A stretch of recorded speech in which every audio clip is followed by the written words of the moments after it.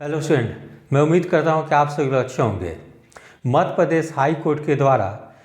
EWS यानी आर्थिक रूप से पिछड़े वर्ग के लोग जो हैं उन लोगों को सिविल सर्विस 2025 के एग्ज़ाम में एज रिलैक्सेशन देने की direction Madhya Pradesh high court के द्वारा दी गई है। यद्यपि ये जो राहत दी गई है EWS कैंडिडेट को वह इंटरिम रिलीफ है, यानी अंतरिम राहत है, और अभी नेक्स्ट भी सुनवाई होगी और उसमें फाइनल जजमेंट आएगी, वो इस पर निर्भर करेगी। लेकिन EWS कैंडिडेट की एक बहुत बड़ी राहत और खबर है कि मध्य प्रदेश हाई कोर्ट से उन लोगों को इंटरिम रिलीफ मिल गई है और सिविल सर्विस 2025 की जो नोटिफिकेशन निकाली गई है उसमें फॉर्म भरने की लास्ट डेट 18 फरवरी 2025 है। और इस बीच में स्टूडेंट को जो EWS कैटेगरी के हैं, जो पेटिशनर बने थे या सिमिलरली सिचुएटेड थे, उन लोगों को एज रिलैक्सेशन देने की और फॉर्म फिलअप कराने की आदेश मध्य प्रदेश हाई कोर्ट के द्वारा दी गई है और फिर आगे नेक्स्ट डेट भी निर्धारित की गई है। तो एक तरह से EWS कैंडिडेट को टेम्प्रोरी रिलीफ मिल गई है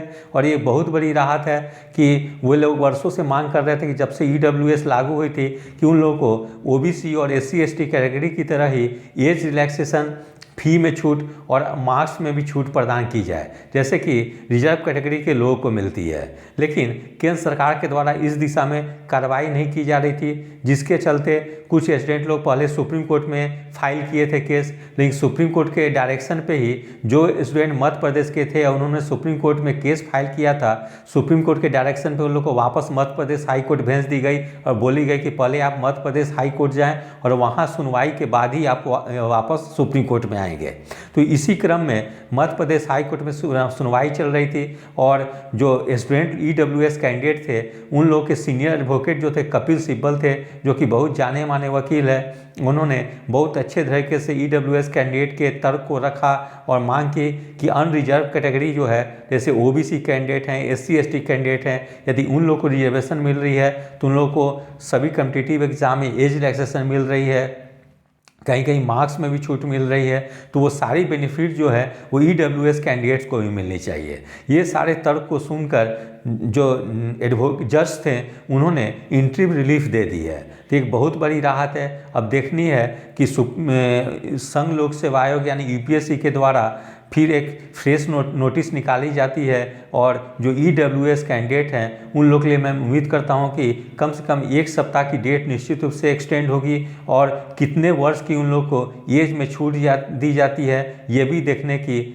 ज़रूरत है। यद्यपि कि EWS कैंडिडेट को जब रिजर्वेशन दी गई थी तो OBC के जो क्राइटेरिया थी इकोनॉमिक वीकर सेक्शन के या जो इनकम स्लैब जो निर्धारित किए थे वो 8 लाख निर्धारित की गई थी, और वही जो OBC की जो 8 लाख इनकम निर्धारित की गई थी वही EWS कैंडिडेट के लिए भी 8 लाख निर्धारित की गई। यानी 8 लाख से अगर आपकी एनुअल इनकम कम है तो आप EWS कैटेगरी में आएंगे। तो मैं समझता हूँ कि जब annual income 8 lakh OBC category के बराबर निर्धारित की गई है तो एज में भी छूट, जैसे OBC कैंडिडेट को UPSC और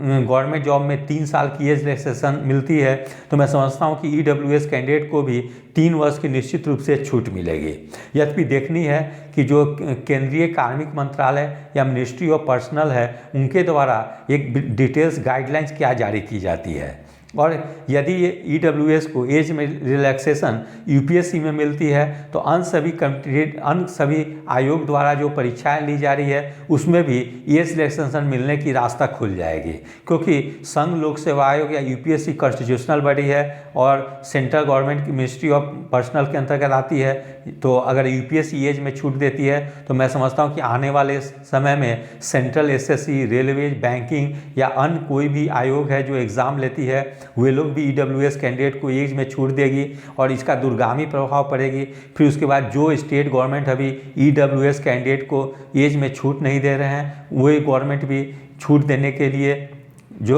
विवश हो जाएगी। जैसे मैं एग्जांपल लेता हूँ बिहार का, बिहार में अभी बिहार दरोगा की वैकेंसी आने वाली है, CGL 4 की वैकेंसी आने वाली है या अन्य बहुत सारी वैकेंसी आने वाली है, क्योंकि 2025 इलेक्शन ईयर है। तो मैं समझता हूँ कि EWS कैंडिडेट को एक बहुत बड़ी राहत होगी कि उन लोग को एज में अगर छूट मिल जाती है तो जो स्टूडेंट की एज समाप्त हो गई है मैं समझता हूँ उन लोग को भी एक अंतिम समय में चांस मिल जाएगी कि वे लोग गवर्नमेंट जॉब के लिए अप्लाई कर सकें। ठीक है। तब मैं थोड़ा सा यूपीएससी के बारे में बात कर लूँ कि जैसे अभी यूपीएससी की 2025 की फॉर्म फिलअप हो रही है, उसमें जनरल और ईडब्ल्यूएस कैंडिडेट के लिए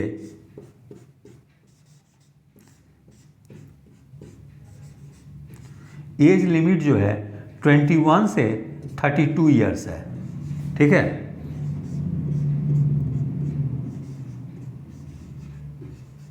और ओबीसी कैंडिडेट के लिए है 21 से 35 ईयर्स,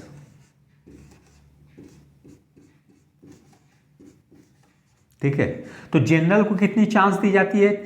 6 चांसेस दी जाती है, ठीक है, यूपीएससी में जनरल और ईडब्ल्यूएस को। ओबीसी को 9 चांसेस दी जाती है,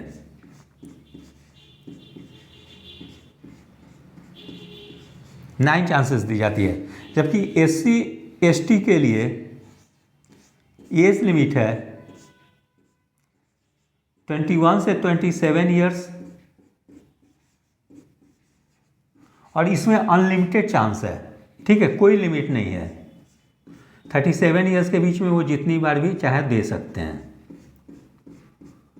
ठीक है। तो मैं समझता हूं कि अगर एज में छूट मिलती है ईडब्ल्यूएस कैंडिडेट को तो निश्चित रूप से चांस में भी छूट मिलेगी, और वो चांस जो होगी ओबीसी की इक्वल, यानी ईडब्ल्यूएस कैंडिडेट को भी 9 चांस मिल जाएगी,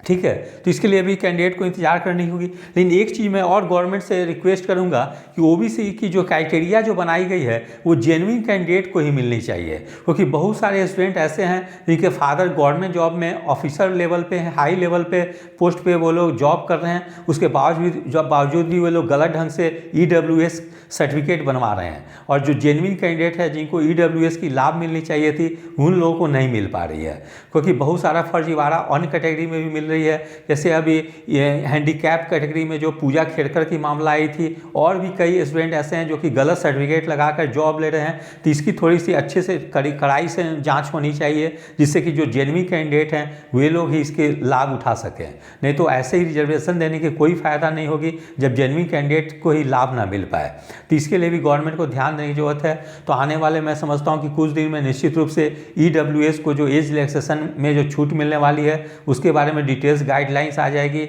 और यूपीएससी की जो फॉर्म भरने की डेट कल यानी 18 फरवरी तक की लास्ट डेट है, उसमें निश्चित रूप से आगे जाके कम से कम 1 वीक तक निश्चित रूप से डेट एक्सटेंड होगी। और जो ईडब्ल्यूएस के कैंडिडेट हैं और जेन्युइन कैंडिडेट हैं वे लोग को निश्चित रूप से फॉर्म भरने के लिए डिटेल्स गाइडलाइंस जारी की जाएगी। तो इसके लिए अभ्यर्थियों को थोड़ी सी इंतजार करनी होगी। यदि आप सभी लोग को मेरा चैनल अच्छा लगा, इसे लाइक और सब्सक्राइब करें। धन्यवाद, टेक केयर।